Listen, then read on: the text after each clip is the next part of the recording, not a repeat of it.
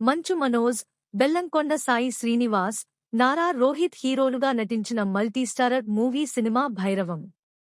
Vijay Kanakamedala direct చేసిన ఈ మూవీని శ్రీ సత్యసాయి ఆర్ట్స్పై కెకె రాధామోహన్ ప్రొడ్యూస్ చేశారు.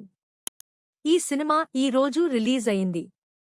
అయితే ఈ సినిమా ఎలా ఉందో రివ్యూలో తెలుసుకుందాం. రివ్యూలోకి వెళ్లే ముందు మన ఛానల్ని సబ్స్క్రైబ్ చేసుకుని వాళ్ళు చేసుకోండి. అలాగే వీడియో అయ్యాక ఎలా ఉందో కామెంట్ చేయండి. ఇక సినిమా రివ్యూలోకి వెళితే ఏపీలోని తూర్పుగోదావరి జిల్లాలో దేవీపురం గ్రామంలో వారాహి అమ్మవారి గుడి ఉంటుంది.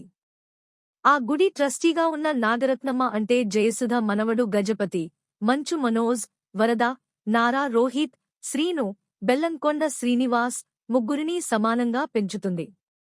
ఈ టైంలో ఓ మంత్రికి ఆ గుడి భూమిపై కన్ను పడుతుంది. ఆ తర్వాత నాగరత్నమ్మ మరణం తర్వాత ఆ గుడి ట్రస్టీగా శ్రీనుని నిలబెట్టి గెలిపిస్తారు గజపతి మరియు వరద.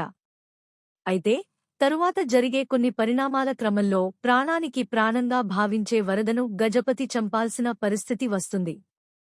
అసలు ఆ పరిస్థితి ఎందుకు వచ్చింది? ఈ మధ్యలో శ్రీను పాత్ర ఏమిటి? పోలీసులకు అబద్ధం చెప్పి వరద భార్య దివ్య పిళ్ళై దగ్గర చెడ్డవాడిగా నిలబడాల్సిన పరిస్థితి శ్రీనుకి ఎందుకు వస్తుంది? శ్రీను గజపతి కోసం ఎందుకు అబద్ధం చెప్పాడు? అసలు చివరికి ఏం జరిగింది అనేది మిగిలిన స్టోరీ. ఇప్పుడు సినిమా ప్లస్ పాయింట్స్ గురించి మాట్లాడితే బెల్లంకొండ సాయి శ్రీనివాస్ శ్రీను పాత్రలో జీవించేశాడు. మెయిన్ అతనికి పూనకం వచ్చిన ఎపిసోడ్స్లో చాలా బాగా నటించాడు. యాక్షన్ ఎలిమెంట్స్తో పాటు ఎమోషన్స్తోనూ శ్రీనివాస్ అదరగొట్టాడు. అలాగే డాన్స్, యాక్షన్ సీన్స్లో కూడా సూపర్ అనిపించుకుండు. మంచు మనోజ్కి ఇది ఒక గుడ్ కమ్బ్యాక్ మూవీ. మంచిగా కనిపిస్తూనే నెగటివ్ షేడ్స్ పాత్రలో మనోజ్ అద్భుతంగా నటించాడు. కొన్ని వేరియేషన్స్ చూపిస్తూ మనోజ్ నటించిన విధానం బాగుంది. తన బాడీ లాంగ్వేజ్తో కొన్ని action and emotional సీక్వెన్సెస్లో natural లుక్స్తో Manchu Manoj సినిమాకే హైలైట్గా నిలిచాడు. నారా రోహిత్ యాక్టింగ్ కూడా సూపర్. ఇది సినిమాకి మంచి ప్లస్ పాయింట్ అయింది.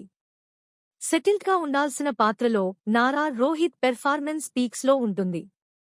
ముగ్గురు హీరోలు ఎక్కడా తగ్గకుండా పోటాపోటీగా నటించారు.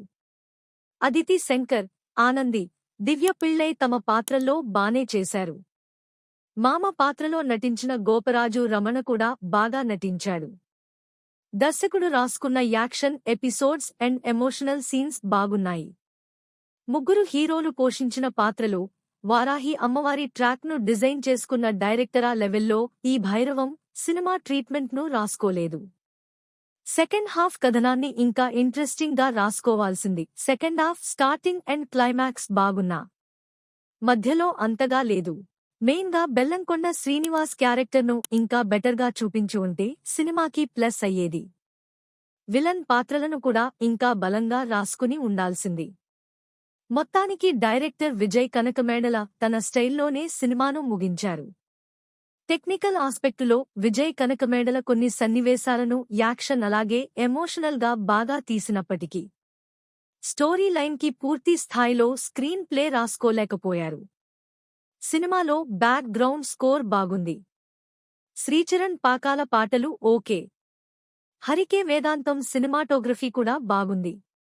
ఇక ఎడిటింగ్ విషయానికి వస్తే అక్కడక్కడ కొన్న సీన్స్ను ఎడిటర్ తగ్గించాల్సింది. కెకె రాధామోహన్ ఎక్కడా కాంప్రమైజ్ కాకుండా ఈ సినిమాను నిర్మించారు. ఇక లాస్ట్గా ఒక్క మాటలో చెప్పాలంటే భైరవం మూవీ ఓవరాల్గా అన్ని వర్గాల ప్రేక్షకులను పూర్తిగా ఆకట్టుకోకపోయినా కొన్ని powerful action and emotions action ఇష్టపడే వారికి బాగానే నచ్చుతుంది.